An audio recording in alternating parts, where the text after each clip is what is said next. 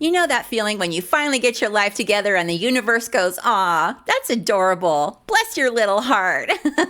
Here, hold my beer. Yeah, I'm there. I'm there. Because apparently the universe doesn't send signs, it sends matches.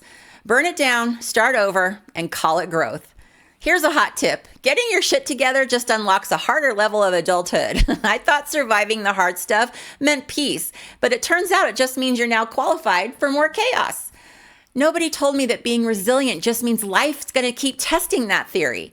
At this point, my resilience has frequent flyer miles. Hi, excuse me, I'd like to deplane, please. This isn't a sob story. This is a reality check. It's about loss and finding your footing when you stop lying to yourself. Now, I've been very transparent about my life with you, sharing a lot of it in videos and in live streams. But just in case you're new here, hi, I'm Sheila. I'm not a coach. I'm not a guru. I'm just an old lady who wants to share her hard-earned wisdom and laugh together in the process. I've worked my ass off to not become the version of me that I was born to be, the one poverty, abuse, mental health issues, and neglect had already written in that kind of permanent marker that you can smell from across the room. I followed the script. I went to college. I worked hard. I made something of myself, and I had a great career. Like so many of you, I hit my 50s and I was laid off. Apparently, my usefulness expired with my fertility. Freaking menopause. But I digress. I was laid off 21 months ago. Now, I full on know that I sound like a new mom talking about the age of her kid, but damn, each month counts. On top of that, I'm turning 55 in a couple of weeks, and it sucks. This isn't where I thought I'd be, and the pity party has been strong with this one lately. I'm not even gonna lie. Now, I read all the comments. I have one-on-ones with you. I hear what you're saying, and so many of you feel just like I do. Now, it makes me feel less alone, but also a little bit sad because it feels like we're all wearing the same "I did everything right and still got screwed" t-shirt. It's the wrong size, no returns, and it itches. The version of us that survived deserves better than this. So why is it that when you make it out alive, people act like that's the prize? Like we should just be grateful and not ask for anything more? So I'm calling bullshit. What if surviving was just the down payment? And the life I actually want is still waiting for me. So stick with me, and I'm going to tell you how I'm going to get there. I have actually been really scared to make this video because the minute that you start talking about your own hardships, someone always jumps in to say that other people have it worse. And that may be true, but that doesn't erase my pain and my fears and the things that I'm going through. It's not a contest, people. I'm also scared because I'm about to say things out loud. And what if I don't pull it off? What if I fail? But let's be honest, my failure resume is already stacked. What's one more entry? Pretending I'm fine hasn't helped either, so here we are. I needed to make this video as a public, personal, come to Jesus moment, a field report from the front lines of midlife, if you will.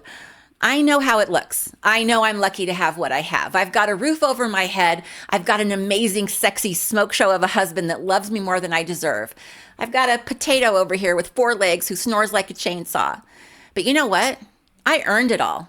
None of it was handed to me. I built this life on scar tissue, overtime, lots of therapy, and copious amounts of coffee. From the outside, it looks like I've made it. People see my office here, my neighborhood, the version of me that has matching towels, and they make assumptions. And I get it. It's human. And yeah, I totally understand the optics, but that's the point.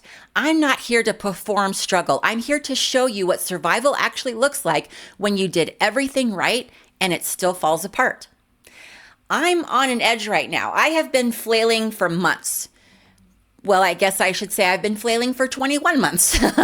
Every morning I wake up and lie in bed and wonder, what will today's panic attack be about? Money, mortality, or the void? Who knows? It's Wheel of Misfortune. Every spin's a prize. Dread, denial, or the fantasy where I move to a cabin with my husband, dog, and a goat, and I sell homemade soap. I check my email like I'm the bomb squad guy, right? Half of me is hoping for good news. The other half is hoping that the internet's down so I have an excuse to quit life for the day. I'm not fine, people. I'm not. I'm exhausted. And I know many of you are too. Resilience used to feel like an armor that I wore. Now it just feels like a wet jean jacket. And it's not just the money or the work, it's the mirror, it's the erasure. The world has an expiration date for usefulness and it hits right around 50. They call it retirement age like it's a choice, but so many of us aren't ready to retire, and yet we get replaced and told to embrace the next chapter of our lives. Apparently the next chapter comes with an AARP card, a buttload of supplements, and pickleball? My golden years are looking more and more like aluminum every day. At this rate, my retirement plan is hoping Posey over here gets a brand deal. Hey, Chewy! So here I am. I'm at the stage of life that was supposed to feel solid, and suddenly I feel like I'm 23 again, broke, scared, and begging for someone to believe that I have value. But unlike being 23, I have a lot more to lose now. I didn't fight this hard to become invisible at the finish line, because the truth is I'm not fighting to be seen as special. I'm fighting to not be dismissed. Then again, maybe not being dismissed still costs more than I can pay. I don't know. What is the price of safety anyway? Now, I'm not saying any of this for sympathy. I'm not trying to be some bitter whiner spiraling into the depths of annoyingness. Not at all. I'm saying this because if it could happen to me, it could and is happening to others. I'm saying it because I'm not scared to admit it, to talk about it. I'm saying it to take away the power that it's had over me. Because apparently the first step to healing is humiliating yourself on the internet. Isn't vulnerability like trendy right now? I'm trying to build a new version of my life, but it still feels precarious. I tell myself, you're fine, you're strong, you've done all this before. You know what? Yeah, I have. It's true. And that's exactly why I don't want to frap and do it again, because it sucks. Have you experienced this? Like survival stopped being inspiring and it just became your whole personality. Tell me, when did strong start to feel like stuck? I know I have it better than a lot of people. I know perspective matters. I'm not blind to that. But this isn't about envy or comparison. It's about loss. It's about the fear of watching everything that you've built slip through your fingers. And it's about taking the person that I love the most with me. It's about how the version of us that survived still lives like everything could disappear at any moment. I know that so many of you feel this too, and so many of you are in it. The thick of it, right? Some of you are listening to my story as a cautionary tale. Great. Whatever value you can get from this, please take it with you. But here's the thing. You can do everything right and still end up one layoff away from starting over. And that realization messes with your head. Cool. Yeah, I love that for us. And maybe that's just the real grief of midlife, right? We spend decades fighting to become someone, to not repeat our parents' chaos, and then one bad year threatens to undo it all. This isn't just my story. It's happening to people everywhere. People who followed the script, did everything right, and are still sitting in the dark wondering what the hell happened. Surviving got us here, but it won't get us out. Think about it. What did all this survival kill for you along the way? Now, the other day I was talking to my husband, Doug, about how scared I am about money, our future, retirement, everything, just all of it. He listened to me and then looked at me and said, well, what would it take for you to not feel this way? Another job? What? That sentence just hit me like a slap. I hadn't thought of it. I just sat there totally blank with my brain short-circuiting. Another job might fix the bills, but it might also finish me off. I don't think that my nervous system and my mental health can handle another round of pretending to be grateful for the opportunity while dying inside. I don't think I'm strong enough. So losing my career has felt like a death, and people keep treating it like it's some kind of paperwork problem, right? Update your resume, rebrand, network. I'm just standing there trying not to throw up every time I open LinkedIn. I can't even click apply now without my heart skipping. Honestly, that button should really come with a seatbelt and a priest. I've realized that my body knows the truth that my brain keeps avoiding. The door's closed. It's like trying to perform CPR on a corpse. It's pointless. So I've made a decision. I'm done. Whoo! No more job hunting, no more resumes, no more fake interviews where I smile and say that I'm excited about the opportunity. No more rejections, no more waiting for permission to live again. It's terrifying, but it's also the first liberating thing that I have felt in months. Taking that off my plate stops the constant shame loop and gives me back some bandwidth to build something else.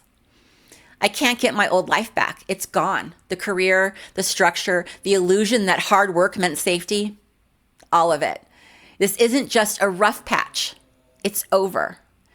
And that's when it hit me. I'm not waiting for my old life to come back. I'm actually already living the new one. I've probably said this in like different ways in other videos, but for the first time, I finally believe it. I get it, and I'm ready. I've sent my condolences to LinkedIn, and I buried Indeed in an unmarked grave out back. If you hear digging noises at 2 a.m., it's just me trying to make sure that Glassdoor stays down too. Career builder was next, but it's already on life support, so I just keep a pillow handy just in case. Now, when people ask what I do, I tell them the truth. I'm a creator. I commiserate and hopefully educate, mostly by saying the things that we all think but don't say out loud, and finding the part that's still funny, even when it hurts. I help people feel less alone. I make things, videos, words, moments that say what most of us are too tired or too scared to admit.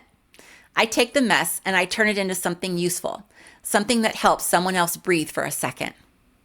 That's what I do now. That's the work. That's it. Okay, so now that we've had our little emotional TED Talk, let's get to the part where I actually try to do something about it.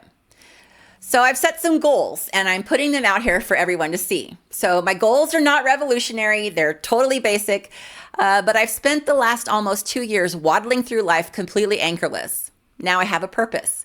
So it's time to pull it together. I'm nervous about this. Okay, moment of truth. If I don't say this out loud, I'm just going to keep waiting for motivation that's not coming. I want to start reading at night again instead of watching my body cam videos like it's a bedtime routine. Nothing says self-care like falling asleep to other people's chaos. Okay. 2, I also want to clean my art studio and actually use it instead of letting it haunt me. I have made art one time since the layoff 21 months ago, and that's unacceptable to me. Right now, it is less of a studio and more of a crime scene of unfinished ideas. 3, I want to start exercising again. If I'm honest, it's been over a year since I worked out or even had a really good walk. I feel like my innards are turning to dust. 4, I am going to figure out a way to get in control of my portion of the finances so that the hole that I dug before the layoff doesn't keep getting bigger and bigger. I'm going to figure out how to start saving again. I don't know what that's going to look like, but it's time for me to have some forward momentum. That's it. I'm hoping if I feed myself differently, mentally, physically, creatively, maybe I'll remember what it feels like to actually live again instead of hovering in this weird half-life. I've been paralyzed for almost 2 years, and one question snapped me out of it. Thanks, honey. So yeah, I'm not trying to bounce back anymore. I'm going to stop circling the wreckage and I'm going to call it what it is. Done.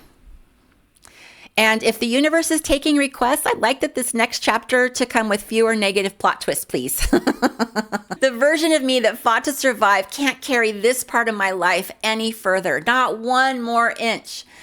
They say reinvent yourself like it's a vision board exercise. It's not. Reinvention at this age is surgery without anesthesia. It's carving out a new identity with the same dull butter knife that built the last one. It's terrifying, and it's the only way forward. This isn't just me venting. This is me holding myself accountable in public because I can't just keep talking about boundaries and resilience from the sidelines while hiding what's really going on with me. I'm in it with you. So let's do it together. I'm sharing this here because I want to be held to it. In 90 days or so, I'm going to check back in, not with a polished success story, I'm sure, but with receipts. And I hope you'll keep checking in with me too. I'm honestly not chasing a glow up here. I'm clawing towards a version of my life that finally fits because the old one, the one built on loyalty, labor, and pretending I was fine, is gone. And she's not coming back. May she rest in unpaid overtime. Reinvention isn't some shiny rebirth, people. It's burial and resurrection on the same day. Burn it down, all of it. The plans, the panic, the polite lies, that's the reset. It's waking up and realizing that you need to start building again, not because you want to, but because you can't not. And that's the difference now. I thought that surviving was the goal, that once I made it out, I'd finally get to live. Turns out survival is just the prequel. All of the things that you buried to get through it, they don't stay buried. And I want to talk to you about what happens when the life that you build to survive starts falling apart the second that you stop performing pain. That's where we're going next.